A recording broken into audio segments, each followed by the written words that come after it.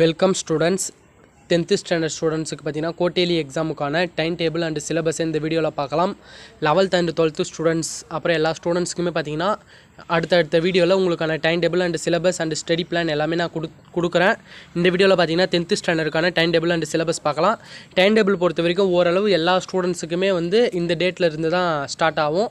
அதனால் எல்லா ஸ்டூடெண்ட்ஸுமே கூட பார்க்கலாம். நீங்கள் உங்களுக்கு குவார்ட்டர்லி எக்ஸாம் என்றைக்கு ஸ்டார்ட் ஆகுதுன்னு பார்த்தீங்கன்னா செப்டம்பர் லாஸ்ட் வீக்கு 29/9/2024 டு என்றைக்கு முடியுதுன்னா 28/9/2024.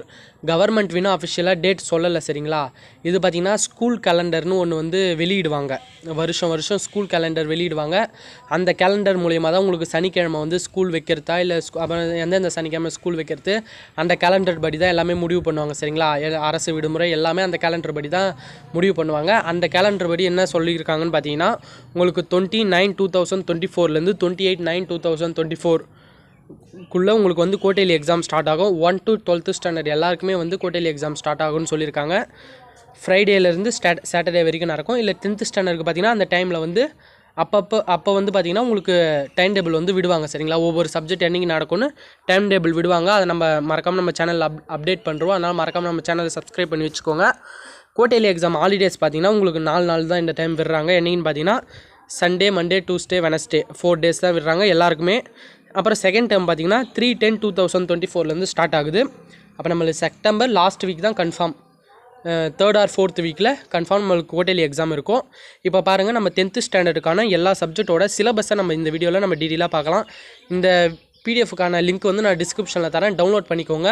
உங்களுக்கு சிலபஸ் உங்கள் புக்கிலே நீங்கள் முன்னாடி பார்த்து குறிச்சிக்கலாம். எந்தெந்த மந்த்லி போர்ஷன்ஸ்லாம் பார்த்தீங்கன்னா உங்களுக்கு குவார்ட்டர்லி எக்ஸாமுக்கு வரும்னு பார்த்தீங்கன்னா ஜூன், ஜூலை, ஆகஸ்ட், செப்டம்பர் இந்த 4 மந்த்துக்கான போர்ஷன்ஸ் எல்லாமே உங்களுக்கு குவார்ட்டர்லி எக்ஸாம்ஸில் வரும், சரிங்களா?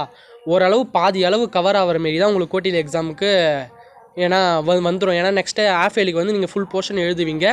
அதனால் உங்களுக்கு பாதி அளவு கவர் ஆகிற மாரி தான் நம்மளுக்கு குவார்ட்டர்லி எக்ஸாம்ஸ் வைப்பாங்க, சரிங்களா? நம்ம இப்போ தமிழில் பார்த்தோன்னா இயல் 1, 2, 3, 4, 5, 6 இந்த 6 இயலில் இருக்க எல்லா மனப்பாட பகுதிகள், எல்லா உரைநடை, செய்யுள் எல்லாத்தையும் நீங்கள் படிச்சுக்கணும். அப்புறமேட்டு பார்த்தீங்கன்னா மொழியோடு விளையாடுலாம் இருக்குது பார்த்தீங்களா, அகராதியில் காண்க அந்தமாரி வினாக்களும் நீங்கள் படிச்சுக்கணும், சரிங்களா? அதுலேயும் மார்க்ஸ் ரொம்ப ஈஸியாக ஸ்கோர் பண்ணலாம். நீங்கள் கொஷின் ஆன்சர் படிக்கிறதுக்கு எவ்வளோ முக்கியத்துவம் குறிக்கிறீங்களோ அதளவு புக் பேக்கில் இருக்க அந்த மொழியோடு விளையாடு, மொழி ஆழ்வோம் அந்த பகுதிகளை நீங்கள் நல்லா படிச்சிங்கனாலே நீங்கள் மேக்ஸிமம் பாஸ் மார்க்ஸை ஸ்கோர் பண்ணிடலாம். ஏன்னா அந்த மார்க்ஸே அதிகமாக கொடுப்பாங்க, சரிங்களா? திருக்குறள் படிங்க, மனப்பாட பகுதி படிங்க, எல்லாமே படிங்க. இங்கிலீஷில் பார்த்தீங்கன்னா யூனிட் 1, 2, 3, 4 இந்த 4 யூனிட்டை நீங்கள் கம்ப்ளீட்டாக இருக்கணும். இந்த 4 யூனிட் பொறுத்த வரைக்கும் மெமரி போயம் என்னென்னு பார்த்தீங்கன்னா life, I am every woman இந்த 2 மெமரி போயம் தான் உங்களுக்கு இந்த 4 யூனிட்டில் கவர் ஆகுது. இந்த 2 மெமரி போயமை நீங்கள் படித்தா போதும், சரிங்களா? மேக்ஸில் பார்த்தீங்கன்னா மேக்ஸில் மொத்தம் 6 சாப்டர் பார்த்தீங்கன்னா உங்களுக்கான ஜூன் டு செப்டம்பர் மாதத்துக்கு 6 சாப்டர் கவர் பண்ணி 6 சாப்டர்லேருந்து குவார்ட்டர்லி எக்ஸாமுக்கு உங்களுக்கு கேள்விகள் வரும். அது நம்ம நெருக்கமாக போகிறப்ப உங்களுக்கு ஸ்கூல்ஸ்லேயே சொல்லிவிடுவாங்க, சரிங்களா? இப்போ நம்ம புக்கில் அந்த போர்ஷன்ஸ் படி புக்கு இண்டெக்ஸ் பேஜில் உங்களுக்கு கொடுத்துருப்பாங்க. ஜூன் மாதம், ஜூலை மாதம் அப்படிலாம் உங்களுக்கு குவார்ட்டர்லி எக்ஸாம் செப்டம்பர் லாஸ்ட்டில் ஸ்டார்ட் ஆகிறதால அந்த செப்டம்பருக்குள்ளே இருக்க எல்லா போர்ஷன்ஸுமே உங்களுக்கு மேக்ஸிமம் குவார்ட்டர்லி எக்ஸாமில் வருவதற்கான வாய்ப்புகள் இருக்குது. சாப்டர் 1 பார்த்தீங்கன்னா ஃபுல்லாக வந்துடும், கன்ஃபார்ம் ஃபுல்லாக கேட்டுருவாங்க. Chapter 2 full with example and exercise எல்லாத்தையும் பார்த்துக்கோங்க. சாப்டர் 3ல் பார்த்தீங்கன்னா எக்ஸசைஸ் 3.1 எக்ஸசைஸ் 3.15 வரைக்கும் நீங்கள் 15 வரைக்கும் பார்த்துக்கலாம். அது கரஸ்பாண்டிங் எக்ஸாம்பிள்ஸ் அதை நான் எக்ஸாம்பிள்ஸும் கொடுத்துருக்க பாருங்க. 3.1 3.50 அந்த எக்ஸாம்பிள்ஸும் கொஞ்சம் பார்த்துக்கோங்க. நம்ம இதுக்கப்புறம் பார்த்தீங்கன்னா கன்ஃபார்ம் இம்பார்ட்டன்ட் கொஷின்ஸ் எல்லாமே நம்ம சேனலில் கொடுப்போம். அதனால் மறக்காமல் நம்ம சேனலை சப்ஸ்கிரைப் பண்ணி வச்சுக்கோங்க. எக்ஸசைஸ் யூனிட் 4ல் பார்த்தீங்கன்னா எக்ஸசைஸ் 4.1 4.2 இந்த 2 எக்ஸசைஸ் பார்த்தா போதும். எக்ஸாம்பிள் பார்த்தீங்கன்னா 4.1 4.19 இதுக்குள்ளே இருக்க எக்ஸாம்பிள்ஸை நீங்கள் பார்க்கணும். 5th யூனிட்டை ஃபுல்லாக பார்க்கணும்னு சொல்லியிருக்காங்க. அப்புறம் 6th யூனிட்டில் பார்த்தீங்கன்னா எக்ஸசைஸ் 6.1 மட்டும் பார்க்கணும். எக்ஸாம்பிளில் பார்த்தீங்கன்னா 6.12 6.17 இது வரைக்கும் பார்த்தா போதும், சரிங்களா?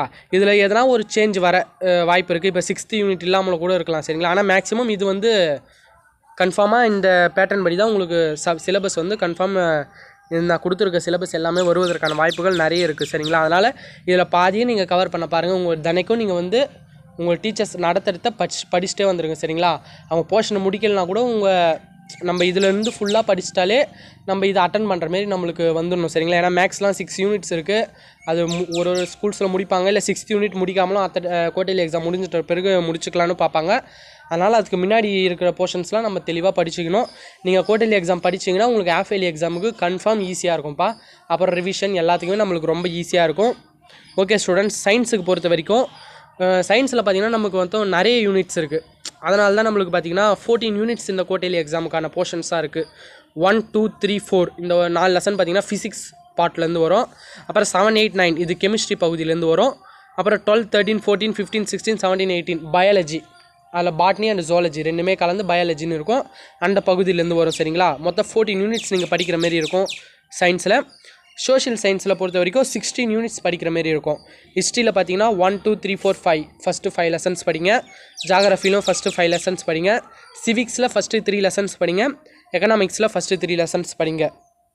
ஓகே ஸ்டூடெண்ட்ஸ், இதான் உங்களுக்கான குவார்ட்டர்லி எக்ஸாமுக்கான சிலபஸ். இது வந்து நம்ம கவர்மெண்ட் வந்து உங்களுக்கு ஸ்கூல் குவார்ட்டர்லி எக்ஸாம் நெருக்கத்தில் உங்களுக்கு வந்து உங்கள் ஸ்கூல்ஸ் மூலியமாகவும் சொல்லிவிடுவாங்க சரிங்களா. இப்போலேருந்தே நீங்கள் இதுக்கு ரெடி ஆகினே வரணும் சரிங்களா. இப்போயே கொஞ்சம் கொஞ்சமாக போர்ஷன்ஸை முடிச்சுட்டே வாங்க. உங்களுக்கான ஸ்டடி பிளான் டிப்ஸ் எல்லாமே நான் வந்து நெக்ஸ்ட் வீடியோவில் அப்லோட் பண்ணுறேன். மறக்காமல் நம்ம சேனலை சப்ஸ்கிரைப் பண்ணி வச்சுக்கோங்க.